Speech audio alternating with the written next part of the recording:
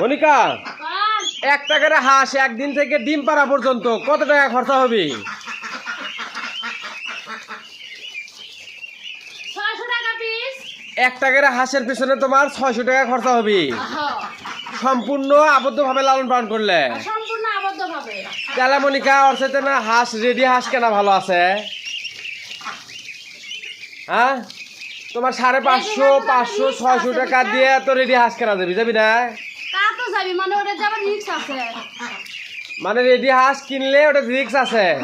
আর ধরেন যে আমি ধরেন যে ভ্যাকসিন, ঔষধ, মানে খাবার, এগুলো সব যা যা লাগবে তুমি সব কিছুই করতেছো। মানে তুমি কবার চাচ্ছ যে তুমি রেডি হাঁস কেনার চাইতে নিজের হাতে লালন পালন করে এটাই সবচেয়ে ভালো। মানে রেডি হাঁস কিনে নিয়ে আসলে যদি ভ্যাকসিন মিস থাকে সেক্ষেত্রে হুটহাট করে অসুস্থ হয়ে মারা যাবে। যদি ঔষধ পানি ঠিকঠাক মতো না দিলে সঠিকভাবে ডিম দিবি না। যার কারণে সব মিলে তুমি এই নিজের হাতে লালন পালন করাটাকে ভালো মনে করো। মানে যদি রেডি হাঁস কিনে নিয়ে আসো, ধরো একটা ভ্যাকসিন করা নাই, হুটহাট করে হাঁস মারা গেল গা, তাই না? আর নিজের হাতে তৈরি করলে সব কিছু নিরাপত্তা থাকে। আবার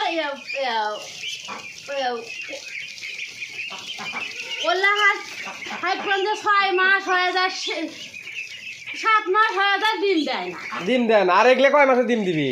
এগুলো দেখবেন যে 3-3.5 মাস থেকে 4 মাসের মধ্যে ডিম দিয়ে দিবে। তুমি কবার যাচ্ছ তোমার এগুলো হাঁস নিজের হাতে মানুষ করলে 3.5 থেকে 4 মাসের মধ্যে ডিম দিবি। আর তোমার ওই রেডি হাঁস কিনে আসলে 7-8 মাস পরেও ডিম দেয় না, কারণ ওগুলোর বডি ওয়েট খুব একটা ভালো থাকে না। আর নিজের হাতে যেটা তৈরি করবে মানে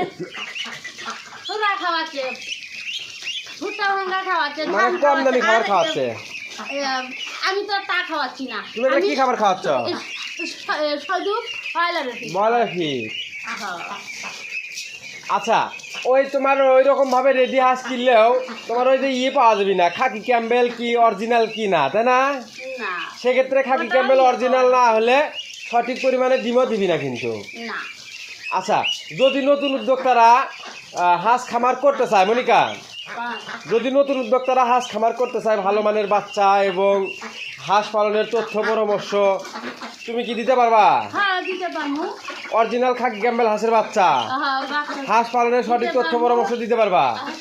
তো আপনারা চাইলে আমাদের কাছ থেকে অরিজিনাল খাকি ক্যাম্বেল হাঁসের বাচ্চা এবং তথ্য পরামর্শ, হাঁস পালনের তথ্য পরামর্শ নিয়ে হাঁস খামার করতে পারেন, তাই না মনিকা?